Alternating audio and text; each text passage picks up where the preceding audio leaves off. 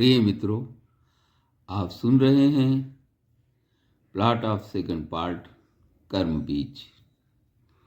आपने पिछले भाग में सुना, जन्म से गूंगे बहरे बालक यशराज की न बोलने न सुन पाने की विकलांगता 2 वर्ष की उम्र तक 90% रही।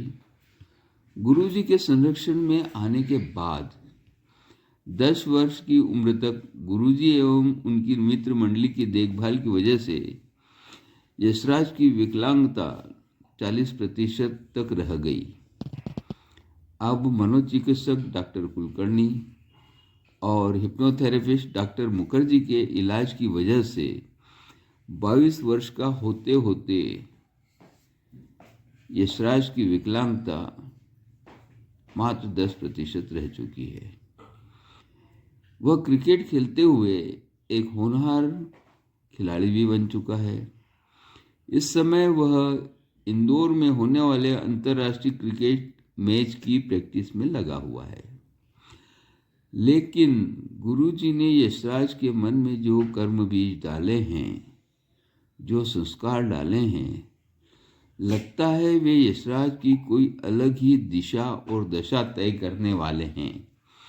किसी खास क्षेत्र में करियर बनाने के पहले यशराज अपने बचपन से आज तक के जीवन के अब तक के सफर में खुद को जानना समझना चाहता है। वह जानना चाहता है कि बचपन में उसके मस्तिष्क में आने वाले दृश्यों का उसके आज के जीवन और पिछले जन्म के बीच क्या कोई संबंध है? यदि है तो वह क्या है?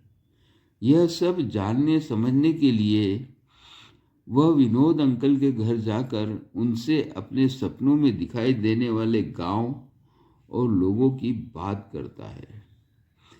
तब विनोद अपने मोबाइल से गूगल की मदद से इंदौर के आसपास के गांव की इमेजेस दिखाता है, जिन्हें देख यशराज बोल पड़ता है, अरे यही तो वे इमेजेस हैं जो उसे अपने दिमाग में बचपन से आज तक दिखाई देती है।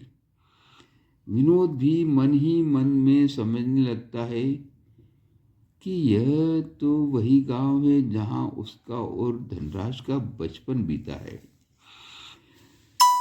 यशराज को दिखाई देने वाले लोगों को लेकर विनोद के मन में उत्सुकता जागती है और वह यशराज को लेकर अपने गांव पहुंचता है।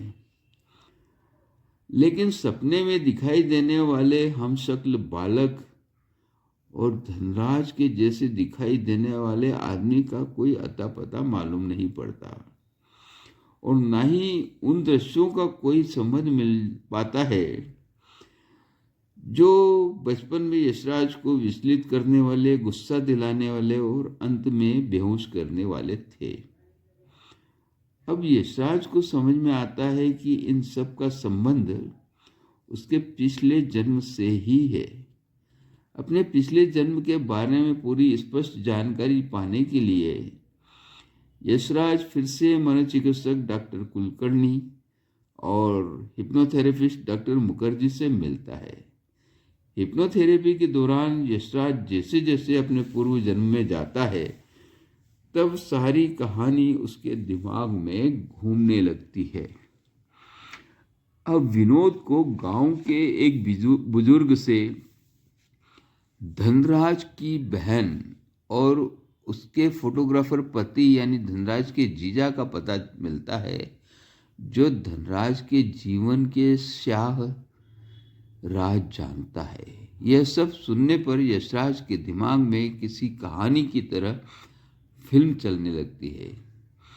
इस फिल्म में हंसराज के चरित्र में यशराज खुद को महसूस करने लगता है।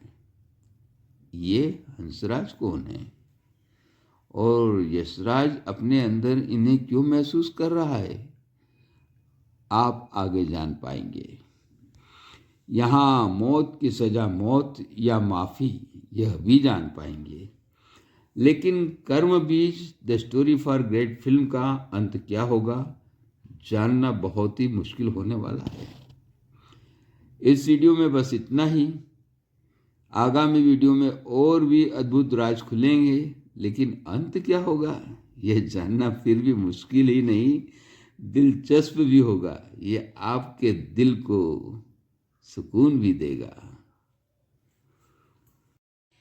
इस वीडियो में बस इतना ही।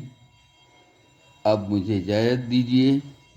आपका अपना हेमंत मौर्ड, film writer, film visualizer. Thank you very much.